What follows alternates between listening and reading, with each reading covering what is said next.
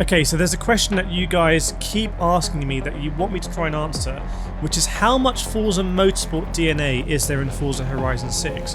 So I've been driving Forza Horizon 6 on a wheel for many hours, really exploring the handling and the physics of the game. But also, I'm a long-time Forza Motorsport driver. Like, I've been doing Forza Motorsport and Forza Horizon for decades. I feel so old now, so I'm going to do my best to try and explain to you how much DNA of Forza Motorsport there is in Horizons. To do that, I need to take you down a little bit of a memory lane here, so we understand how we've arrived at this point in 2026, where there is not, we think, going to be a new motorsport game. Everything is now falling under the Horizon banner, because that's not how it used to be. So if I start here, the first Forza game that came out was Forza Motorsport, the original one, on the Xbox. I remember getting this game. I remember thinking like, wow, this is finally a Gran Turismo-esque experience on Xbox. I did have Sega GT. Sega GT was quite good as well, but Forza Motorsport felt like it took it to a level. It wasn't as good as Gran Turismo. Remember, this came out in 2005. At this point, we're on Gran Turismo 4 on PlayStation 2, which just seems to be like arguably the pinnacle, at that point, the pinnacle of racing games. Don't understand how you can get better than Gran Turismo 4. It just seemed to be like unbelievable. But at least on Xbox we had something, and that something was Forza, and it had a little bit of its own kind of like unique style on things, which was nice. Also back then, this is like peak console wars. It's got the power of the Xbox. Graphically, I think it probably looked better than Gran Turismo 4. I feel like the Xbox had better graphics than the PS2, but you can debate that in the comments. So this comes out, it's Forza Motorsport, it's all track based, it's trying to like be a simulator. Remember, we're talking 21 years ago, so a long time ago, and it's not really a simulator, and most of us are doing it on controller, on the original Xbox controller, the Duke. I didn't play this really on a wheel. I think I had a very cheap plastic wheel that you sat on your lap. I didn't play it on any proper equipment. But there we go, that's Forza Motorsport. So it's kind of like, you know, all about track-based stuff. Then we get Forza Motorsport 2 on the Xbox 360. I don't feel like this really changed anything massively. It comes out in 2007. The graphics are better. It's on Xbox 360.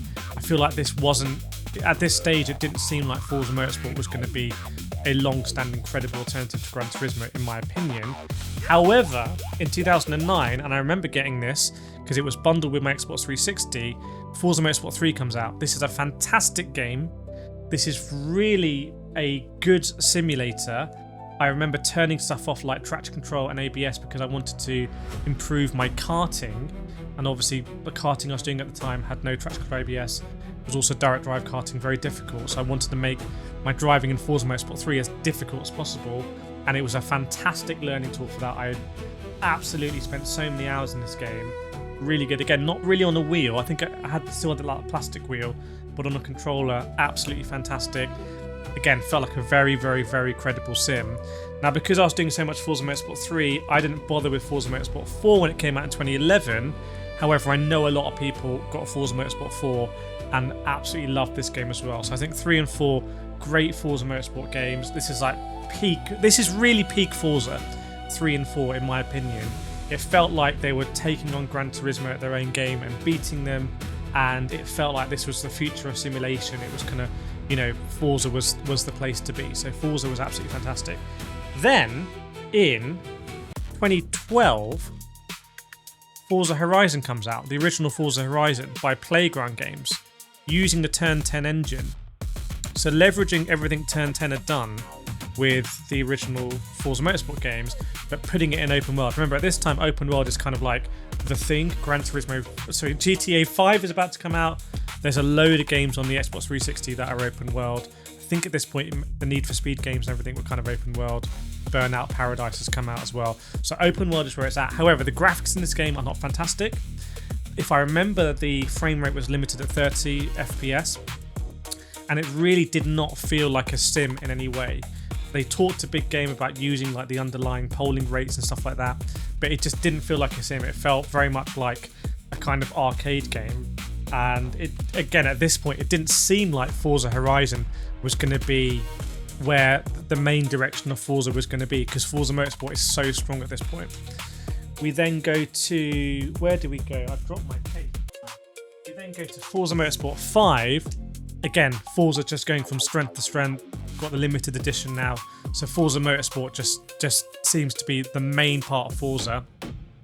And there's no real crossover apart from Forza Horizon marketing trying to say that it's using the same tech as Forza Motorsport. It's not like there's a concerted effort to bring them together, in my opinion. This comes out in 2013. 2014, Forza Horizon 2 comes out, which is better than Forza Horizon, and it's becoming clear at this point that, hang on, actually the audience for these sort of games is probably bigger than Forza Motorsport. So we're about to hit an inflection point here, because Forza Horizon 2 Playground Games have done an even better job. So Horizon 2 is a very important game, because then we go into Forza Motorsport 6 comes out in 2015, and Forza Motorsport kind of feels like it's plateauing a little bit.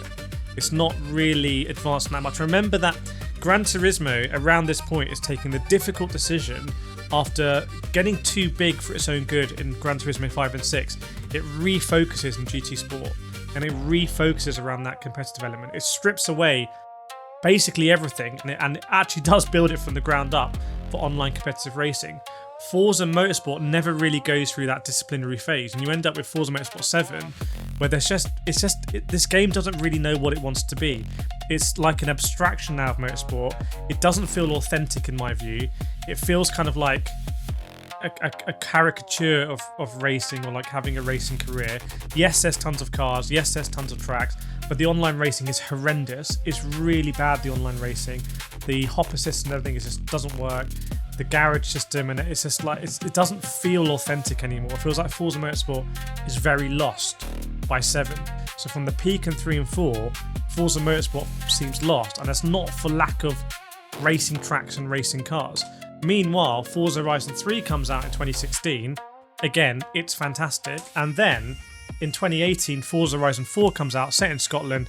This game is massive. At this point here, I think we've hit the inflection point, and Horizon is now bigger than Motorsport. But it's not because Horizon's come over to Motorsport. It's not because Horizon is now a Motorsporty-esque game. It's because Horizon is just a very good driving game, set in the open world. The stuff like having the destructibility, remember like the stone walls in Forza Horizon 4, you could drive through them, very satisfying. The sheer amount of cars that come, the DLC and all that kind of stuff that comes with it. Horizon is now a bigger game. Then in 2021, Horizon 5 comes out. It's even bigger. Remember that game, Horizon 5, when it comes out on PlayStation in 2025, it's the biggest game on PlayStation as well. So by the time we hit Horizon 5, it's clear that Horizon is where the future is. But again, not because it's absorbing Motorsport audience, but just because there's a bigger audience who are interested in a more casual experience. 2023, Forza Motorsport 2023 comes out. It's a mess. Unlike Gran Turismo, where they've refocused it in GT Sport, Forza Motorsport, even though ironically it's from the ground up, it feels completely lost. The career mode doesn't make sense. Car RPG system, the menu system is very bland. Yes, there's cars and tracks, but it doesn't have a swagger. It doesn't have an identity. It's completely lost it from the likes of Forza Motorsport 3 and Forza Motorsport 4, which are very like unashamedly Forza. And the result is that Forza Motorsport gets some updates, gets some tracks and cars. You know, they support it for a couple of years, but then that content support ends. And as far as I know, it's not going to get any new major content. And I'm not aware that there's a new Forza Motorsport in development. So imminently, as I make this video, Forza Horizon 6 is about to come out. And now all of Forza falls under this banner now of Horizon. And it's not a intentional thing, as I've just shown you. It's not the case that this has been planned, that there's been some master plan to try and bring all the Forzas together under Horizon. It's more about the failure of Motorsport to really command its niche and compete with the other simulator games. And also Horizon has been really, really, really successful. But anyway, that's where we are. So now we have Horizon. This is where, if you're a Forza fan, it's the only place you're going to get your fix. Now, there's a couple of elements I want to touch on here. From a gameplay perspective, they have certainly brought Forza Motorsport elements into Horizon. Stuff like the radar. Stuff like having time attack circuits and those leaderboards.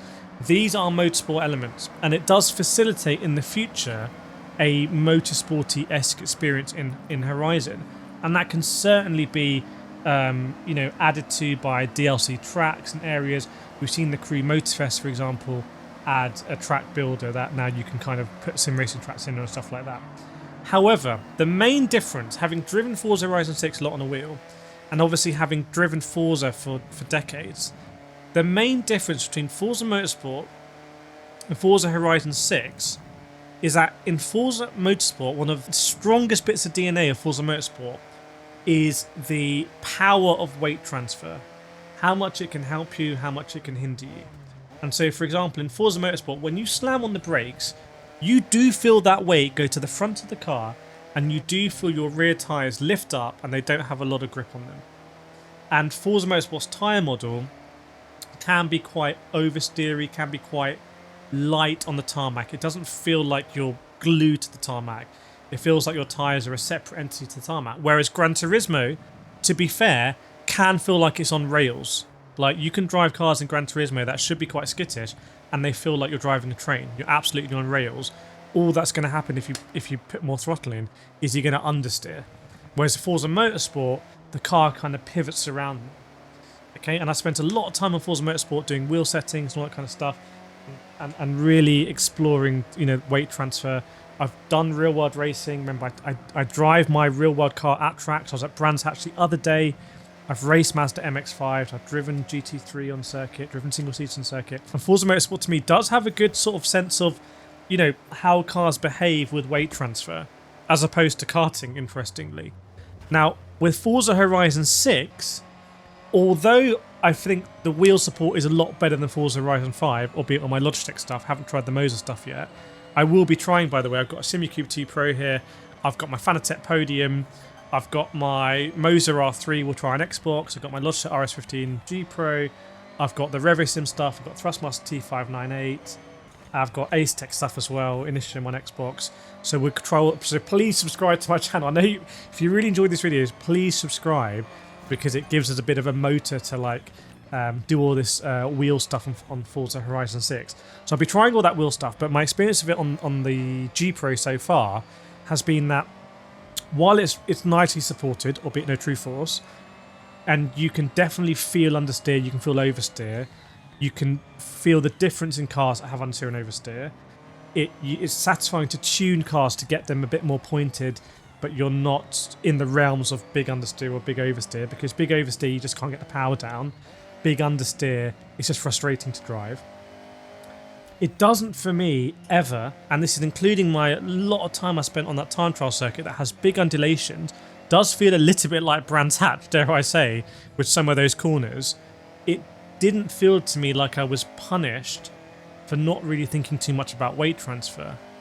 So it felt like the cars were kind of flat front and back a lot of the time. Now you can feel body roll. So you can feel the body roll of cars contributing to understeer and maybe oversteer, but it didn't feel like they were pitching. And that is a key part of Forza Motorsport DNA.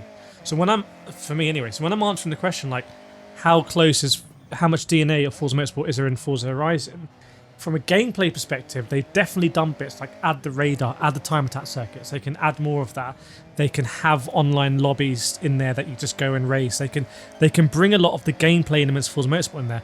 But from a handling perspective, and I was doing this on simulation, that core bit of what makes Forza Motorsport feel like Forza Motorsport over the years, to me is not massively present, or was not massively present to me in Forza Horizon 6. So hopefully you find that very interesting. Those are my honest thoughts on that. Obviously not paid to say anything or not say anything. Let me know what you think in the comments. Maybe I can try and answer more of your questions. Got a load more footage I can show you as well. But yeah, so potentially it can be more motorsporty. It's kind of ready, but the current handling model I think is more traditionally Horizon than it is motorsport. It's not like they put the motorsport engine in for this. Let me know what you think, make sure to subscribe, and I'll see you in the next video.